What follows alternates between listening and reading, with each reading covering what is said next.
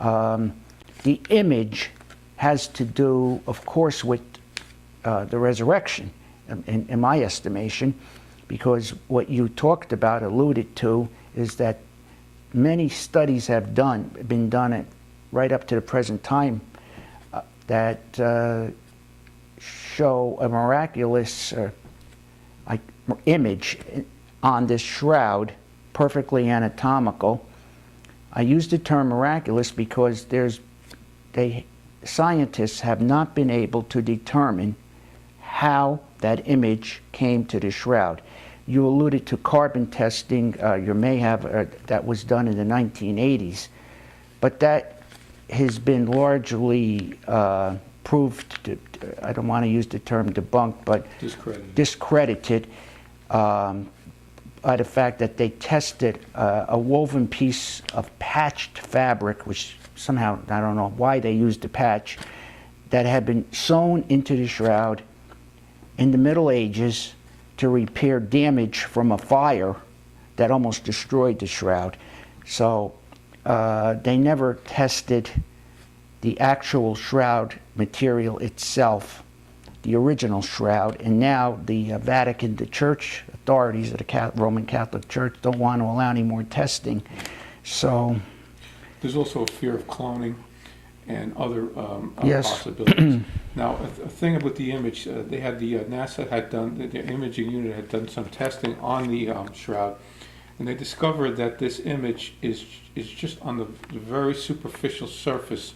It has not soaked through, therefore it's not a painted image. It's not even a photographed image, to be honest. They're really not sure exactly how it was made. The blood on the image, like I said, turned out to be, first everyone said it was fraudulent because of the color. Usually blood gets darker as time goes on. But they've discovered subsequently that when any person is under a lot of stress, it produces a chemical change in the blood, which makes it possible for that blood to remain that reddish color. So there's just another thing where science is catching up to the technology of this amazing artifact.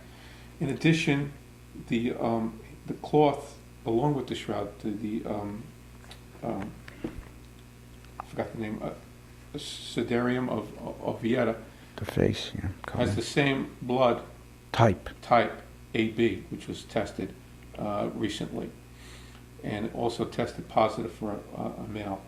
So a lot of things are coming together on this. The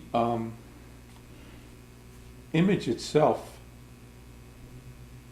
doesn't have the spikes through Jesus's palms, and most pictures had that. It turns out it had spikes going through the wrist. Yes, I have them. So it's forensically correct, isn't that correct? Yes, yeah. There have been scientific studies done by anatomical scientists, excuse me, medical doctors, that prove that the spikes, the nails that Jesus was nailed to the cross on, excuse me, had to have been put in through the carpal bones of the wrists. If you see, I'm pointing here. And in this booklet, they explain it in great detail. They show the image, and they have a picture drawing of where they went.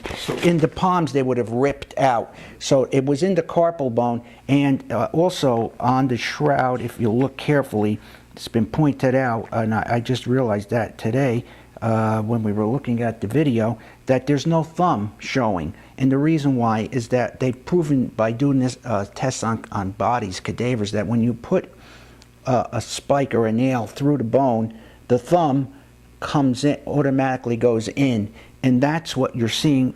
I'm looking at it right now on the shroud. The hands of Christ, we believe it to be Christ, Jesus Christ, are like this,